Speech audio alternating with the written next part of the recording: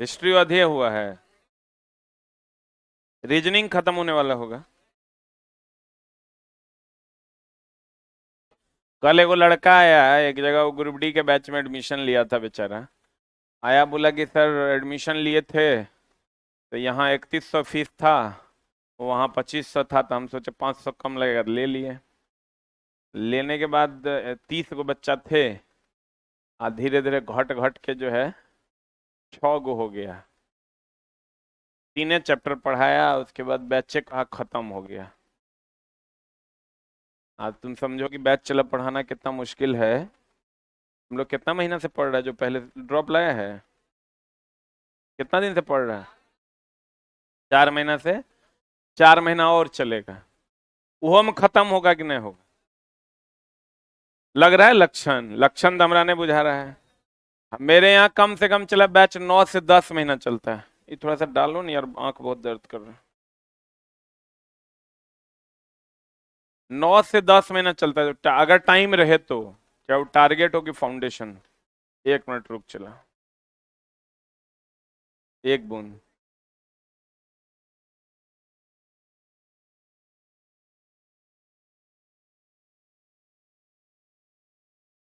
कितना डाल दिया रे?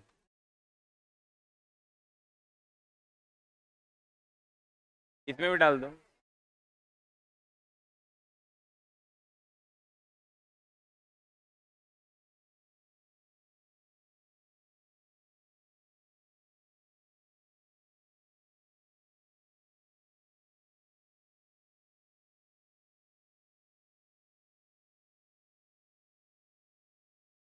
आ जाओ इधर। अरे आंख में ना इन्फेक्शन हो गया। रोड पर आ रहे थे तो चाय पीने के लिए सब उतरा, तो हम भी नीचे उतर गए। उतर के पता नहीं क्या कौन सा धूल चला गया, साला इतना इन्फेक्शन हुआ कि हमको तुरंत हॉस्पिटल जाना पड़ा। ऐसे फूल रहा था, अभी भी दर्द कर रहा है। आ जाओ इधर। कहाँ तक हुआ है? लाइट खत्म हो गया क्या?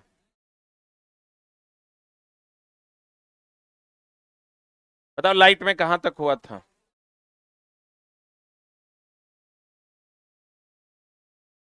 क्वेश्चन पे थे ना? ना, अपवर्तन के एग्जाम्पल पर थे। लास्ट क्वेश्चन हम आपको यहाँ बताए थे नहीं बोला? आज हम लोग इसके एग्जाम्पल पर, अपवर्तन क्या होता है? जब प्रकाश एक माध्यम से दूसरे माध्यम की उसी माध्यम में, एक माध्यम से दूसरे माध्यम में जाती है, तो यह घटना क्या कहलाती है? अपवर्तन। सही है ना? देखो एगो जुगाड़ हम तरह बताते हैं अपवर्तन को का एग्जाम्पल पकड़ने का। अपवर्तन, अपवर्तन, रिफ्रैक्शन बोलते हैं इसको। क्या बोलते हैं इसको? अप मतलब ऊपर, अप मतलब तो जितना ऊपर उठा हुआ एग्जाम्पल है सब अपवर्तन का एग्जाम्पल। जितना ऊपर उठा हुआ है तो सब किसका एग्जाम्पल है? अपवर्तन। जितना भी ऊपर उठा हुआ एग्जाम्पल है उस सब किसका एग्जाम्पल है? अपवर्तन। जैसे पानी में डूबा सिक्का ऊपर उठा प्रतीत होता है, अपवर्तन है। पानी में तैरती मछली ऊपर उठी प्रतीत होती है, अपवर्तन है। अगर पानी में तुमको जहां मछली दिख रहा है ना वहां मारोगे तो नहीं लगेगा उसको। तो मारता है क्या मछली? हाँ? इतना कॉन्फिडेंट है? अब मारता होगा, हम लोग भी मारते थे मछली, तो हम लोग बंसी में बोर लगा लगा के मारते थे। आटा नहीं, हम डायरेक्ट चाली लगाते थे काट के, और उसी से मछली, उससे जल्दी वो आटा तो पिघल जाता है। अब देखो ये मछली तुमको जहां दिख रहा है ना, अगर तुम मछली, कुछ लोग ऐसे भी मारते हैं ऐसे, वो भाला नहीं, भाला लेके कौन मछली मारता है? तार का बना के लोग जो है मछली मारते हैं। तो ऐसे मारोगे ना, अगर दिख रहा है तुमको यहाँ, तब मारता है यहाँ, तब वो मरेगा। क्योंकि जहां तुमको मछली दिख रहा है ना वहां वो है नहीं, ऊपर उठा हुआ प्रतीत होता है। दिखता यहाँ है, होता यहाँ है। पानी में डूबा सिक्का ऊपर उठा हुआ प्रतीत होता है कि नहीं? बोलो। पानी में लकड़ी का टुकड़ा टेढ़ा, जितना ऊपर उठा हुआ और प्रतीत होता हुआ है सब अपवर्तन का एग्जाम्पल। अपवर्तन का ऊपर उठा हुआ, ऊपर उठा हुआ प्रतीत होता हुआ, इस सब केकर एग्जाम्पल है? केकर एग्जाम्पल? ऊपर उठा हुआ और प्रतीत होता हुआ, इस सब केकर एग्जाम्पल है? अपवर्तन। फॉर एग्जाम्पल, पानी में डूबा सिक्का ऊपर उठा हुआ प्रतीत होता है, अपवर्तन। पानी में डूबा लकड़ी का टुकड़ा टेढ़ा प्रतीत होता है, क्या? अपवर्तन। और बताओ, सूर्योदय नहीं होता है उससे पहले ही तुमको सूरज की लालिमा दिखने लगती है, प्रतीत होती है, अपवर्तन। तारे टिमटिमाते प्रतीत होते हैं, जबकि तारे टिमटिमाते हैं नहीं। सूर्य वास्तविक आकार से बड़ा दिखाई देता है, बड़ा प्रतीत होता है, अपवर्तन। क्या? अपवर्तन ना। तारे टिमटिमाते प्रतीत होते हैं, अपवर्तन। मछली ऊपर उठी प्रतीत होती है, अपवर्तन। पानी में डूबा सिक्का ऊपर उठा प्रतीत होता है, अपवर्तन। अब पानी में डूबा हुआ लकड़ी का टुकड़ा टेढ़ा प्रतीत होता है, अपवर्तन। क्लियर? बोलो ना रे।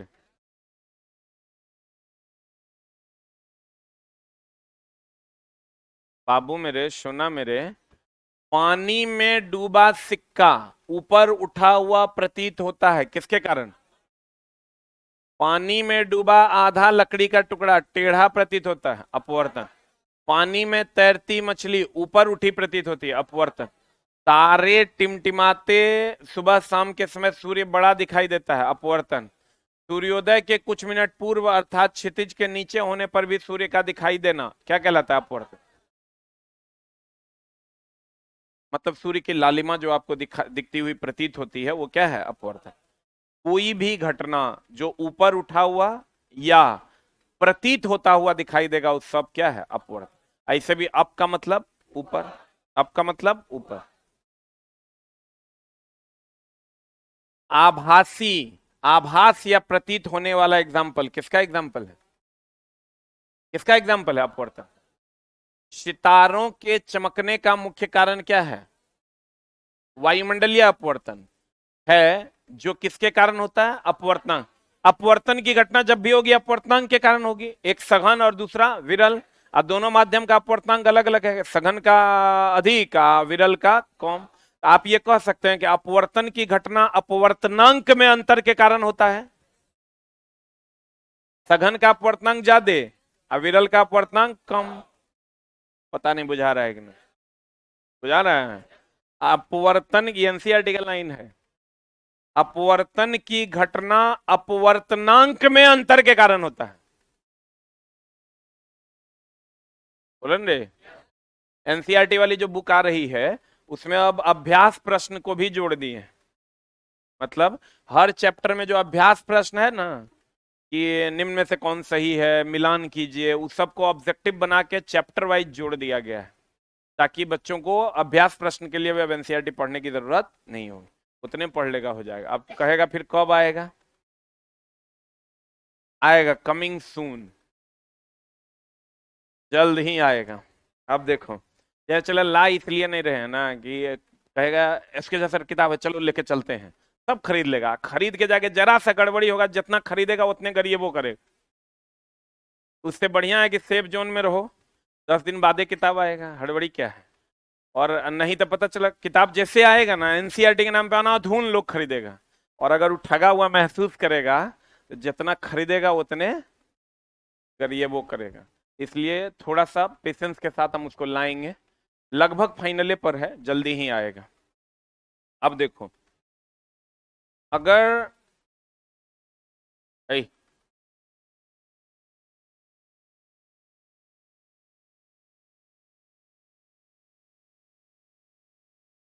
ये कोई सिक्का है,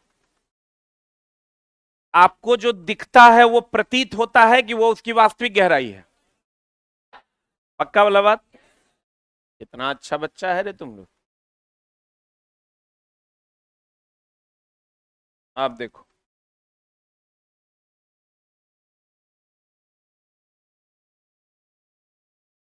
बाबू मेरे, सोना मेरे, सिक्का है यहां।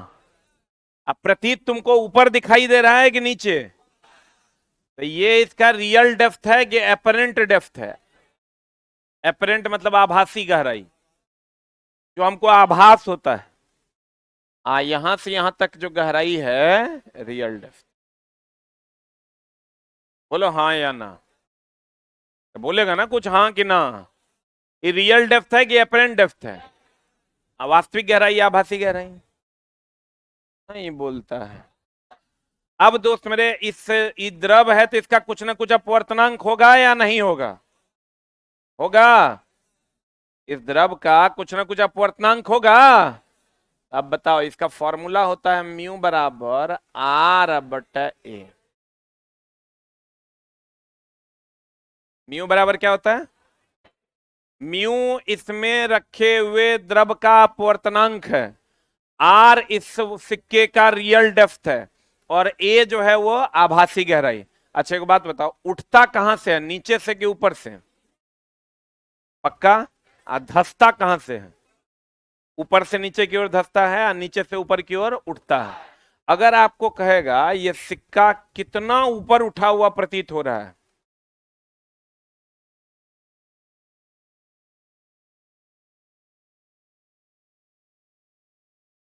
कितना ऊपर उठा हुआ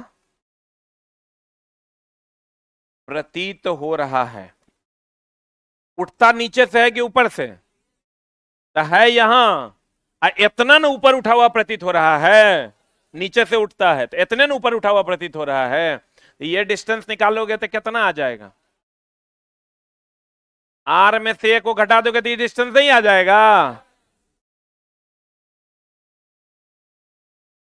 बोलो हाँ। कहेगा कितना धसा हुआ प्रतीत हो रहा है, ये ना, ए मैंने सार किए। अगर कह दे कितना धसा हुआ प्रतीत हो रहा है,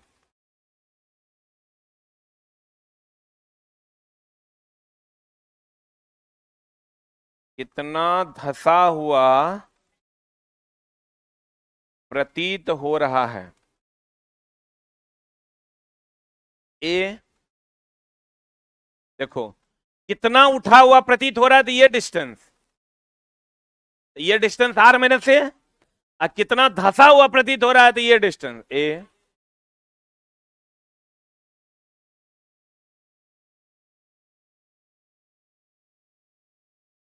अरे बा नहीं बुझा? बुझ गया। रिलेशन होता है म्यू बराबर आर बाय। म्यू द्रव का अपवर्तनांक है, आर रियल डेप्थ है, और ए आभासी गहराई। सही कि गलत?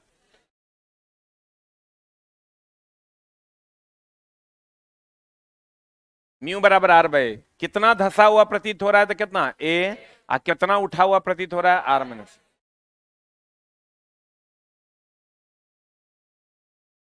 तुम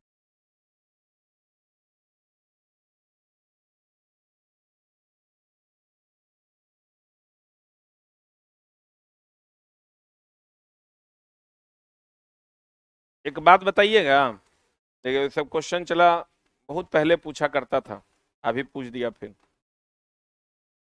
अगर ये कोई कागज है, इसके ऊपर मान लो एक बिंदु स्पॉट है, इसको हम शीशा से देखेंगे, ये हमको ऊपर उठा हुआ प्रतीत होगा कि अंदर धसा हुआ प्रतीत होगा? हाँ, पक्का वाला बात बोलो, एकदम साफ सुथरा। ऊपर उठा हुआ कि अंदर धसा हुआ? बहुत बढ़िया बात। जब एक मोटे कांच के स्लैब को, कांच का स्लैब है, मान लो ये कांच का स्लैब, ये कांच का क्या है, स्लैब है, किसी मुद्रित पदार्थ, क्वेश्चन देना नीचे वाला,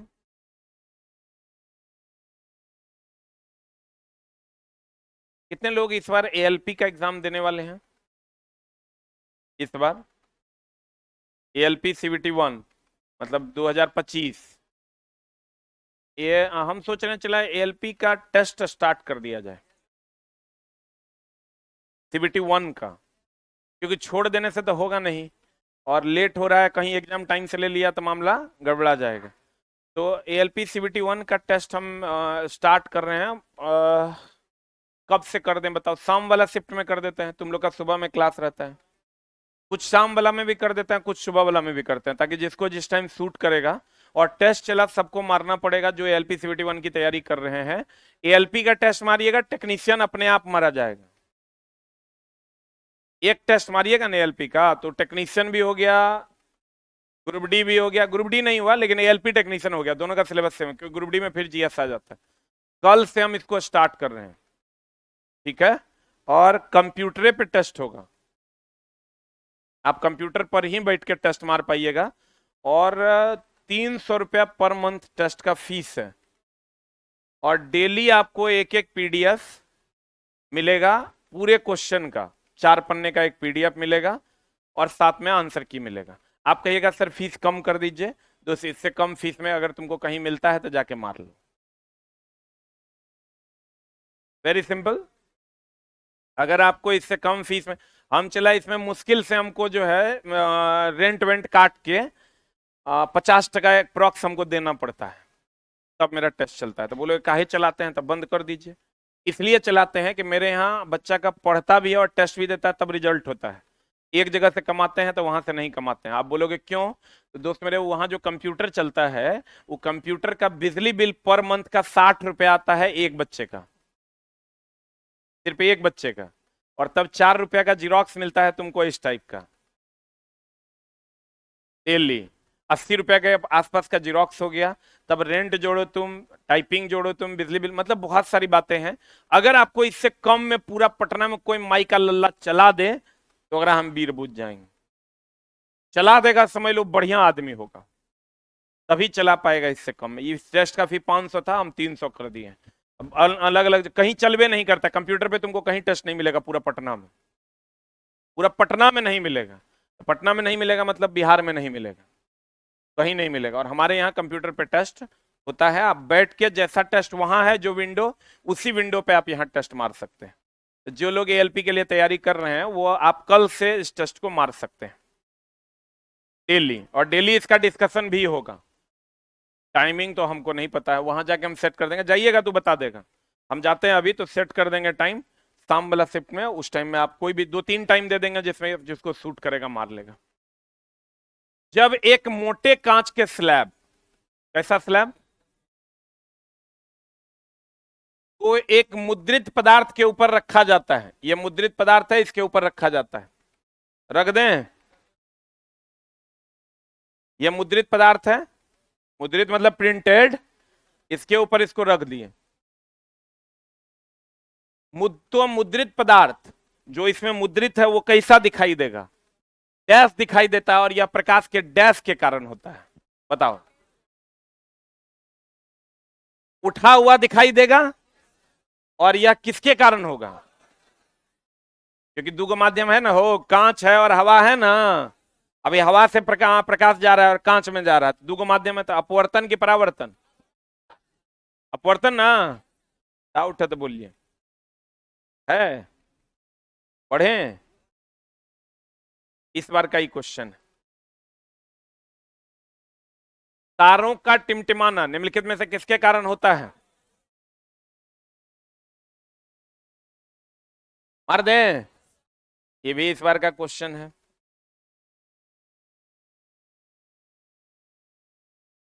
मेरे यहाँ चला टेस्ट देने से एक फायदा आपको ये होगा, अगर आप शुरू से टेस्ट मारते हैं तो एग्जाम हॉल में अगर आप टेस्ट शुरू से सारा कम से कम 3-4 महीना मार के जाते हैं, तो अगर 60 मिनट का टेस्ट है ना, तो वहां आपका 20 से 25 मिनट बच जाएगा, और सारा क्वेश्चन आपका देखा हुआ होगा। एकदम लगेगा आपको कि वही वाला क्वेश्चन कॉपी एंड पेस्ट है, क्योंकि एक भी क्वेश्चन छूटवे नहीं करेगा। जब आप शुरू से टेस्ट मारिएगा, 100 टेस्ट मार लेगा मतलब 7500 क्वेश्चन हो गया, उससे ज्यादा क्वेश्चन है नहीं, और बार बार रिपीट भी हो जाता है। अगला एक आंसर बता, क्या होगा बताओ।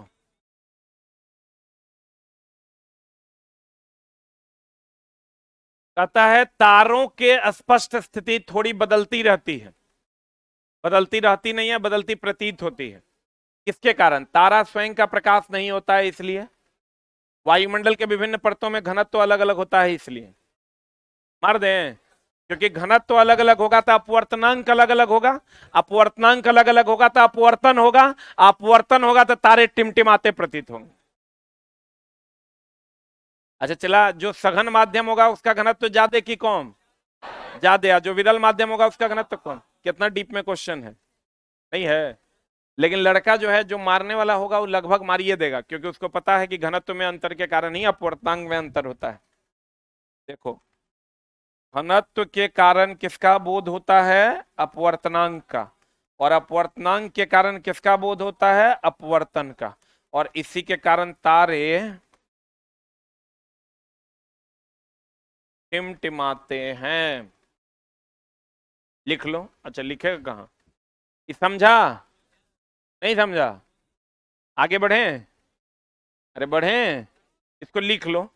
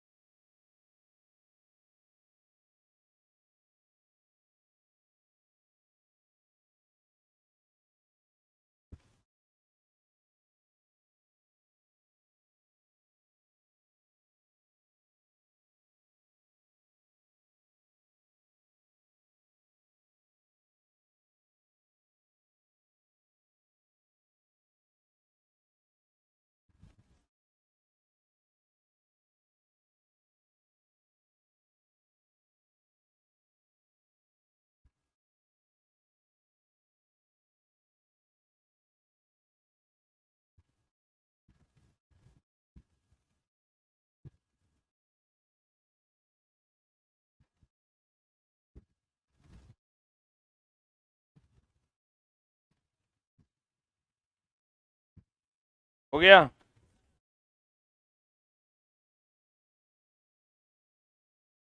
अरे हुआ?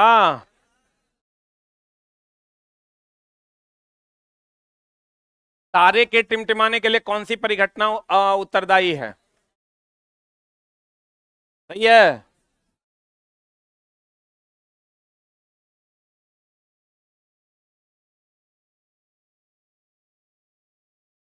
फिर वही बात पूछ दिया है। एएलपी सीवीटी 1 में, वो टेक्नीशियन में था। देखो, टेक्नीशियन में ये क्वेश्चन था, तारे के टिमटिमाने की परिघटना, अपवर्तन। यहां भी सेमे क्वेश्चन उठा के पेस्ट कर दिया है। खाली यहां कर दिया के लिए उत्तरदायी है, और यहां कर दिया से संबंधित है।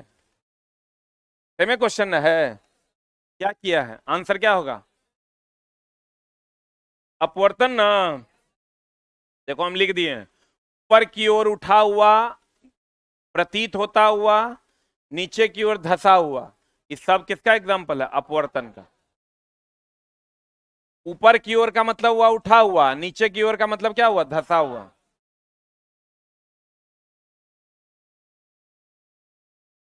फिर सेम क्वेश्चन है, बताइए कर आंसर।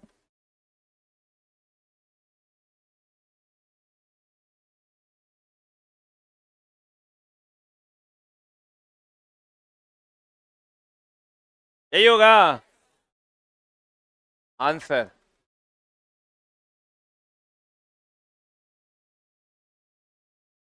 अगला हम चलें।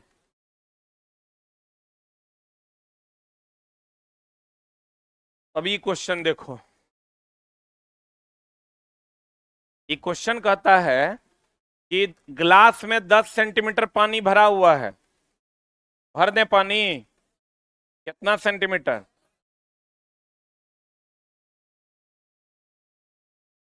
और उसमें एक सिक्का रखा हुआ है। रख दिए सिक्का, तो ऊपर उठा हुआ प्रतीत होगा कि नीचे? हाँ, पानी भर दिया, और पानी का अपवर्तनांक म्यू बराबर कितना कह दिया है? 4/3। करे कितना ऊपर उठा हुआ प्रतीत होगा? कितना ऊपर? पहले तो म्यू बराबर फॉर्मूला क्या होगा? म्यू बराबर होता है R/A। बताओ, यहां से यहां तक की गहराई को ए कहेंगे? बोलो, म्यू का मान कितना है? 4/3। रियल डेप्थ कितना है? 10 अब बटा ए। इसको कैलकुलेट करो, 10 या 30/4। सही है। अब कितना उठा हुआ प्रतीत होता है, मतलब कितना ऊपर उठा हुआ प्रतीत होता है का क्या हो जाएगा आंसर? कितना ऊपर उठा हुआ प्रतीत होता था, R-A ना। R-A बोले तो 10 - 7.5, 2.5। कितना धसा हुआ प्रतीत होता है,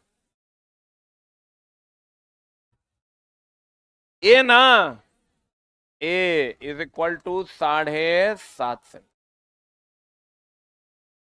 बोलो। सही है। उठेगा नीचे से और धसेगा ऊपर से। क्लियर।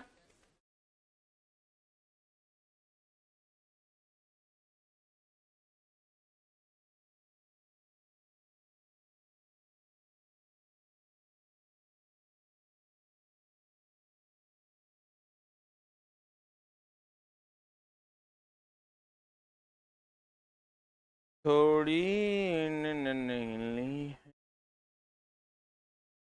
यहां अगला टॉपिक देखो तो क्या है, पूर्ण आंतरिक परावर्तन। वही ना है। हाँ ठीक ठीक, यहाँ पर वो स्लाइड मिसिंग कर दिया। ये पूर्ण आंतरिक परावर्तन क्या होता है, ध्यान से देखो।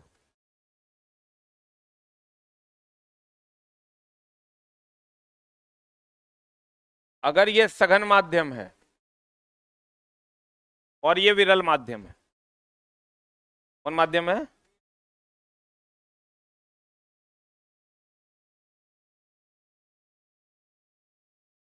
सघन से विरल में जाएगा तो अभिलंब से दूर जाएगा। क्या दिक्कत है? सघन से विरल में जाएगा तो अभिलंब से दूर जाएगा, कोई दिक्कत है? अब और अगर आपतन कोण थोड़ा बढ़ा दें, थोड़ा और इधर से करेंगे, थोड़ा और इधर आएगा। तुझे अगर हम आपतन कोण को थोड़ा सा और बढ़ा देते हैं, अपवर्तन कोण थोड़ा और बढ़ेगा। जैसे यहां थे तो यहां गया, यहां लेंगे तो यहां जाएगा। ये अगर थोड़ा और बढ़ा दें, थोड़ा और बढ़ा दें तो इसी माध्यम में लौट जाएगा। बोलिए, ध्यान से समझिएगा। अगर कोई प्रकाश सघन माध्यम से विरल माध्यम में जाता था, विलंब की ओर मुड़ता है, एक आपतन कोण ऐसा आता है जिस पर अपवर्तन कोण का मान 90 डिग्री हो जाता है। अच्छा, ये सुने हैं क्रिटिकल कंडीशन? जैसे कोई पूछता है कि बताओ फलना जो हॉस्पिटल में है किस स्थिति में है, तो हम लोग कहते हैं हाँ क्रिटिकल है, मतलब अब न तब घटना घटित होने वाला है। उपचा में जाने की प्रबल संभावना है, नहीं है।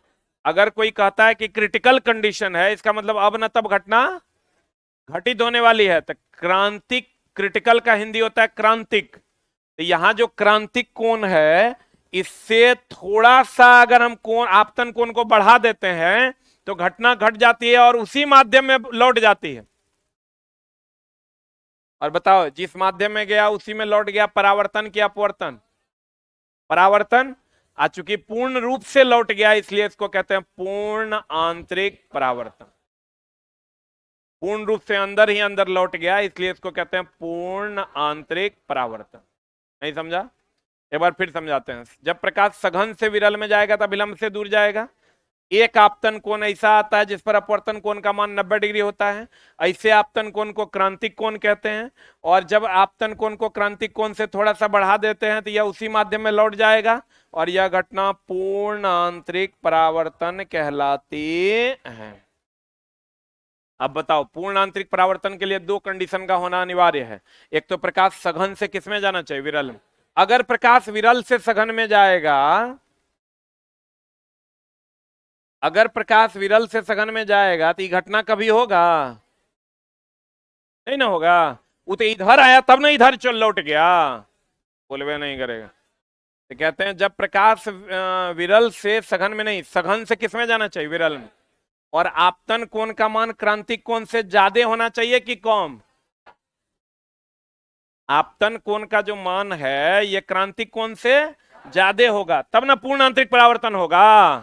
तो दो को कंडीशन क्या क्या होना चाहिए? एक तो सघन से विरल में, और दूसरा आपतन कोण का मान क्रांतिक कोण से ज्यादा होना चाहिए। बुझत रहो कि बुझात नहीं खे? बुझाता?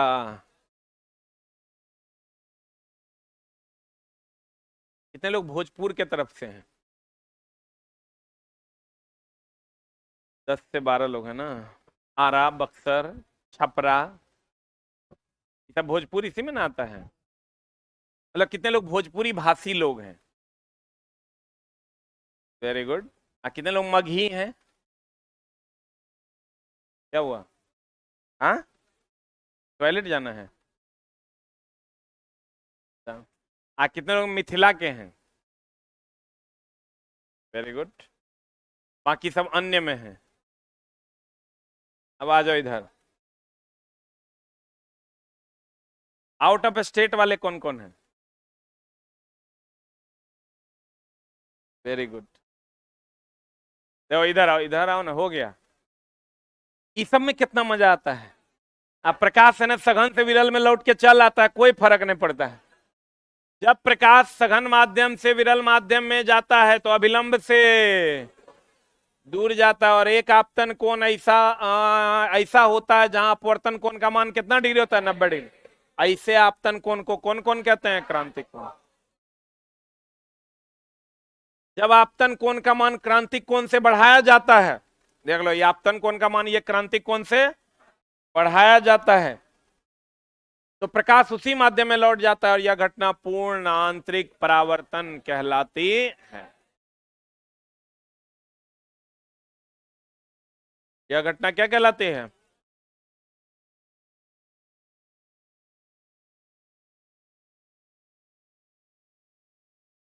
अब एक बात बताओ, क्रांतिक कोण के लिए, कौन कौन के लिए? स्नेल्स का लॉ पढ़े हो ना? स्नेल्स का लॉ क्या कहता है? साइन आई बटा साइन आर बराबर म्यू आर अब बटा म्यू आई। यही ना होता है? अगर मान लेते हैं कि विरल माध्यम हवा है जिसका अपवर्तनांक लगभग 1 है,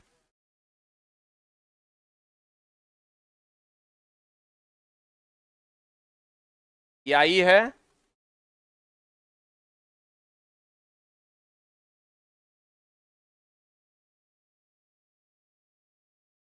ऐसा भी होता है क्या? किडनी दिखवाओ रे चला। देखो ये अगर आपतन कोण आई है और ये आई जो है वो क्रांतिक कोण हो गया, अगर 90 डिग्री पर अपवर्तन हुआ तो ये कोण को कौन कौन कहेंगे? क्रांतिक कोण कहेंगे। और तब आर का मान कितना हो जाएगा? 90 डिग्री रे। और आई के बदले क्या लिखेंगे? सी। आई जो आपतन कोण है उसको क्रांतिक कोण कहेंगे, तो आई के बदले क्या लिखेंगे? सी। और मान लेते हैं कि सघन माध्यम ये जो जिस माध्यम में क्रांतिक कोण बना है उसका अपवर्तनांक म्यू सी है, और जो विरल माध्यम में गया है उसका अपवर्तनांक जो है 1 है। क्या है? अब यहां जब फॉर्मूला हम लगाते हैं तो देखो तो क्या होगा? साइन आई, आई की जगह साइन सी लिख दें, बोलो रे। अब बट्टा साइन आर की जगह कितना? 90 डिग्री लिख दें, बोलवे नहीं करेगा। बराबर इस माध्यम का अपवर्तनांक उल्टा न होता है, जो यहां होगा वो यहां होगा, तो इस माध्यम का अपवर्तनांक कितना लिखे? 1। ले लो 1। इस माध्यम का अपवर्तनांक कितना लिखे हैं? Mu C. अरे उल्टा न होता है, तो यहां से बताओ कितना हो जाएगा? साइन 90 कितना? कितना? 1। तो यहां से फॉर्मूला क्या निकल कर आ जाएगा? साइन सी बराबर 1/μc आ जाएगा। बोलो, तो हम ये कह सकते हैं कि जब अपवर्तनांक बढ़ेगा सघन माध्यम का, कौन माध्यम का, इस सघन है कि विरल है, इस सघन है कि विरल है, जब अपवर्तनांक बढ़ेगा सघन माध्यम का तो क्रांतिक कोण कम होगा, और जब अपवर्तनांक कम होगा तो क्रांतिक कोण ज्यादा होगा। बोलवे नहीं करेगा, हाँ कि ना। अपवर्तनांक ज्यादा तो क्रांतिक कोण कम, अपवर्तनांक कम तो क्रांतिक कोण ज्यादा। साइन सी बराबर 1/μc, साइन सी बराबर 1/μc, जहां सी क्या है क्रांतिक कोण, और म्यू सी क्या है क्रांतिक कोण वाले माध्यम का अपवर्तनांक, क्रांतिक कोण वाले माध्यम का अपवर्तनांक। पूर्ण आंतरिक परावर्तन की घटना होगी कब, जब सघन से विरल की विरल से सघन। दुए को कंडीशन है सघन से विरल में प्रकाश जाएगा, दूसरा कंडीशन क्या है, आपतन कोण क्रांतिक कोण से अधिक ना होगा, क्रांतिक कोण से आपतन कोण क्रांतिक कोण से क्या होगा, अधिक होगा। अब बताइए क्या हो जाएगा आंसर। कहां देखो कौन है सघन से विरल, पानी और कांच में पानी विरल न है, कांच क्या है सघन, और पानी और हवा में पानी सघन है और हवा विरल है, मार दें। बोले चला, सघन से किसमें जाना चाहिए, विरल में, कि विरल से सघन में, सघन से किसमें, विरल में जाना चाहिए। बोलो हाँ कि ना है, अरे बोलो हाँ कि ना है।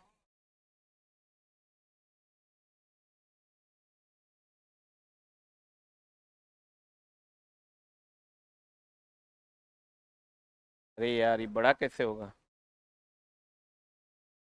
यहाँ से तो हो नहीं रहा है।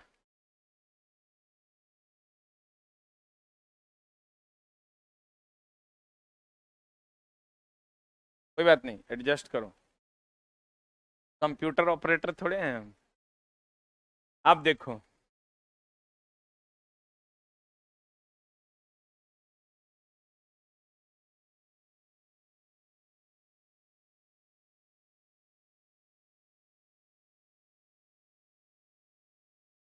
साइन सी बराबर 1/μ न रे, साइन सी बराबर 1/μ, तो जिस माध्यम का अपवर्तनांक सबसे ज्यादा उसका क्रांतिक कोण सबसे कम, तो बताओ साइन सी बराबर 1/μc, जिसका अपवर्तनांक सबसे ज्यादा उसका क्रांतिक कोण सबसे कम ना, सबसे ज्यादा अपवर्तनांक होता है हीरा का 2.42। बोलो, तो सबसे ज्यादा अपवर्तनांक हीरा का, तो क्रांतिक कोण सबसे कम ना, कितना 2.24 डिग्री। हीरे का अपवर्तनांक होता है 2.42, हीरे का जो क्रांतिक कोण होता है वो कितना होता है 24 डिग्री। क्रांतिक कोण हीरे का सबसे कम होगा कि सबसे ज्यादा, काहे सबसे कम होगा, क्योंकि इसका अपवर्तनांक सबसे ज्यादा है, तो क्रांतिक कोण सबसे कम है। बोलन रे, इसका अपवर्तनांक सबसे ज्यादा है तो क्रांतिक कोण सबसे कम है। बोलन रे, देखो हम बड़ा नहीं कर पाए, वो कर देगा। इस घटना से तुम क्या सीखा, कितनो बड़ा आदमी है जब तक वो सीखता नहीं है तभी तक मूर्ख है,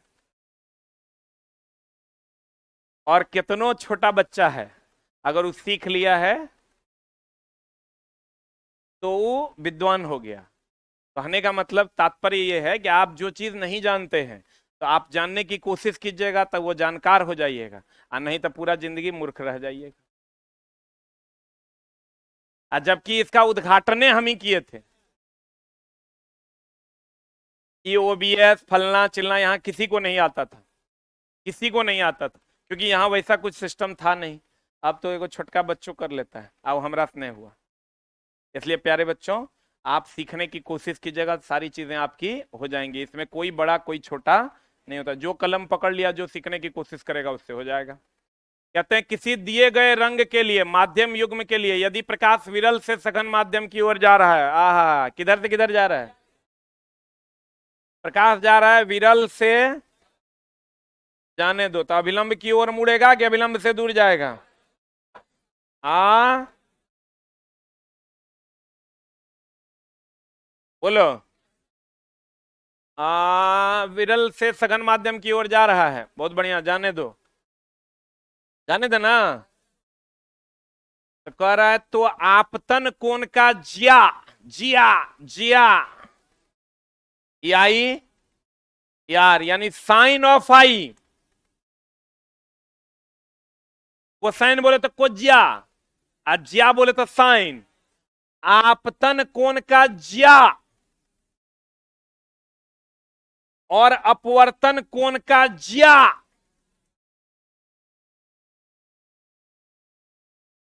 का अनुपात क्या होगा? ये हो जाएगा म्यू आर बटा म्यू आई। बोलो, अरे बोलो। अब हमको ये बताओ, ये विरल माध्यम बोले तो ये म्यू आई है और ये म्यू आर है, इसमें बड़ा कौन है? अरे ये सघन है तो इसका अपवर्तनांक ज्यादा ना होगा, यानी म्यू आर बड़ा है, यानी बड़ा बटा छोटा है। अब बड़ा बटा छोटा है तो एक से बड़ा हो जाएगा। कहता है क्वेश्चन बड़ा लॉलीपॉप था, ये सब क्वेश्चन चला, एकदम निग्लिजिबल लड़का बनाया होगा, एकदम निग्लिजिबल। ये जो तो फूसेंट है, फूसेंट में ये सब कहीं नहीं है। बताइए समझ में आया या नहीं आया? इस सघन माध्यम है, सघन माध्यम का अपवर्तनांक ज्यादा की कम? ज्यादा ना। और म्यू आर बट्टा म्यू आई होगा, चूंकि यहां आर है तो यहां आर होगा, यहां आई तो यहां आई, उल्टा ना होता है। अब म्यू आर का मान हम देख रहे हैं सघन होने के कारण ज्यादा है, ज्यादा बट्टा कम, इज एक से ज्यादा है। कितने लोगों को समझ में आ गया? Very good. आंसर क्या होगा?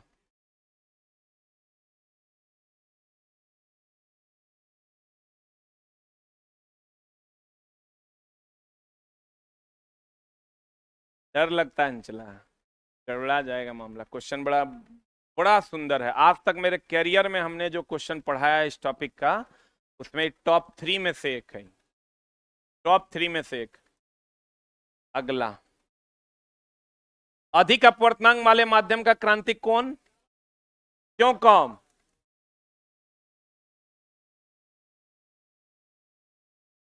सही है। सबसे कम हीरे का लगभग कितना डिग्री? 24 डिग्री। कितना डिग्री? क्यों? क्योंकि हीरे का अपवर्तनांक सबसे अधिक, हीरे का अपवर्तनांक सबसे अधिक, तो हीरे का क्रांतिक कोण सबसे कम। हाँ कि ना? क्लियर है? आज की कार्रवाई, थैंक यू वेरी मच। क्या पंखा लगेगा? चला इस सप्ताह में लगवा देते हैं। पर्सनल बात नहीं पूछो, चला गड़बड़ा जाएगा। बोलो। उत्तल लेंस में बिंब के दुगुने आकार का वास्तविक और उल्टा प्रतिबिंब, तो इसमें क्या दिक्कत है? तुम ही बताओ ना क्या होगा। है चुट्टा, आकार कभी निगेटिव होता है? आकार निगेटिव होता है? तुम जो मारा है वो सही है, गलत है वो। आकार कभी निगेटिव नहीं होता। हम कभी ये कह सकते हैं मेरा हाइट -3 फीट है? गलत है वो, ठीक कर दो। बोलो। किस लाइट में? ऑपरेशन थिएटर में। डायरेक्ट लाइट में कैसे ये बनेगा? डायरेक्ट लाइट में छाया कम बनता है। फॉर एग्जाम्पल, अगर आप देखिएगा आपके सर के ठीक ऊपर लाइट है, जैसे सूरज, दोपहर के समय आपका छाया छोटा बनता है कि बड़ा? आज दोपहर सुबह के समय में बड़ा। तो जब लाइट नीचे रहता है तो छाया बड़ा बनता है, और जब लाइट ऊपर रहता है तो छाया छोटा बनता है। और सर्जरी में जब आप करते हैं तो देखिएगा ऑपरेशन थिएटर में ठीक जहां ऑपरेशन होता है उसके ऊपर रखते हैं।